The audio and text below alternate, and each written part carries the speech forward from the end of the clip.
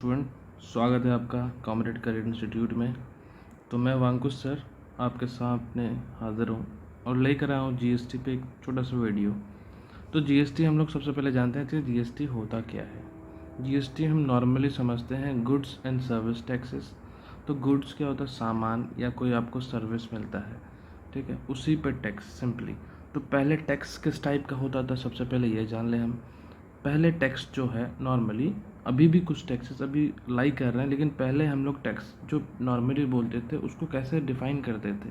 तो पहले जो है डायरेक्ट टैक्स, इनडायरेक्ट टैक्स। तो डायरेक्ट टैक्स जो है ना, ये हम लोग अभी भी पे करते हैं। Corporation tax, property tax, wealth tax, income tax, ये तो आप देखते ही होंगे। जिसके पापा वगैरह जॉब करते होंगे तो आपको पता लगता होगा कि इनकम टैक्स हमें पे करना पड़ता है। ये जीएसटी से हट करके अलग चीज़ है। तो जीएसटी एक्चुअली में है क्या? इनडायरेक्ट टैक्स को हटा करके, जैसे VAT, excise duty, custom duty, sales tax, इन चीज़ों को हटा करके common tax, one nation one tax बनाया गया, जिसे हम जीएसटी कहते हैं सिंपली। अब जीएसटी के टाइप्स क्या होते हैं? एक सिंपली क्या होता है? CGST, central GST. दूसरा क्या होता है आपका? SGST, state GST. तीसरा यूनियन टेरिटरी जीएसटी। तीसरा होता है इंटीग्रेटेड जीएसटी। अब सिंपली हम तीनों चीज़ को समझते हैं, चारों चीज़ को समझते हैं और उसको एक्सप्लेन करते हैं आपके सामने। मान लेते हैं कोई सामान है, कुछ सामान आपने खरीदने के लिए दुकान पहुँचे।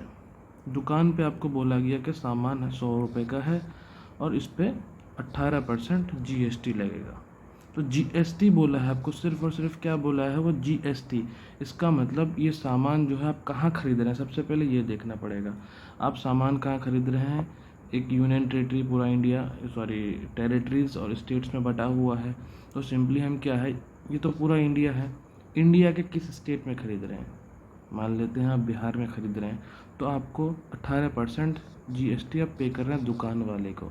अब ये जीएसटी बटेगा कैसे? तो सिंपली यहाँ पे 9% आपको कौन लेगा? सेंटर लेगा। 9% कौन लेगा? स्टेट ले जाएगा। अब उसी तरह से आप अगर कोई सामान दिल्ली में खरीद रहे हैं, इसका मतलब यहाँ पे आपका 9% जो है वो कौन लेगा? सेंटर लेगा। उसके अलावा 9% कौन लेगा? यूनियन टेरिटरी ले जाएगा आपका। अब हम लोग समझ लेते हैं आईजीएसटी का मतलब क्या होता है। सिंपली मैंने आपको बताया, आईजीएसटी मीन्स इंटीग्रेटेड जीएसटी। तो इंटीग्रेटेड जीएसटी होता क्या है प्रॉपर हम समझते हैं। मान लेते हैं कोई सामान बनाया दिल्ली में, वो जाकर के बिका कहाँ? यूपी में। अब ये बोल सकता है सामान मैंने बनाया, टैक्स मेरे को चाहिए। इसने कहा सामान मैंने बेचा, टैक्स मेरे को चाहिए। तो सेंट्रल गवर्नमेंट क्या कहती है कि टैक्स तुम में से कोई कलेक्ट नहीं करेगा। कलेक्ट कौन करेगा? टैक्स मैं कलेक्ट करूँगा और तुम टैक्स मुझे पे करोगे। कितना परसेंट? 18%। 18% कौन ले लेगा? सेंट्रल सरकार ले लेगा। उसके बाद सेंट्रल सरकार का एक्चुअल शेयर कितना है? 9%। अब ये सामान जहाँ बिका है, जैसे यूपी में सामान बिका, 9% इसको दे देगा सिंपली। अब इसका फ़ायदा क्या है? सिंपली यहाँ पर क्या हुआ है, यहाँ पे क्या हुआ, जो फैक्ट्री जो बनाई है वो क्या कर रही है? जॉब क्रिएट कर रही है। दूसरा, कंजम्पशन कौन कर रहा है? यूपी के लोग।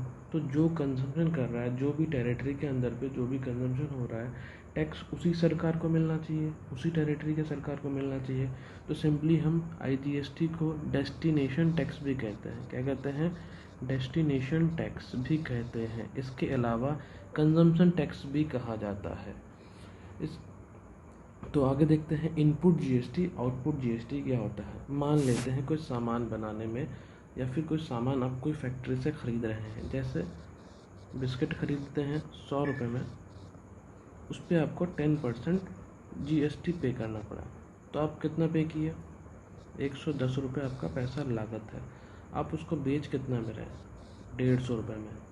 अब आप 150 रुपये पे 10% जीएसटी ले रहे हैं, तो कितना रुपये में ले रहे हैं? 165 रुपये में आप सामान को बेच रहे हैं। तो आपका लागत पैसा कितना है?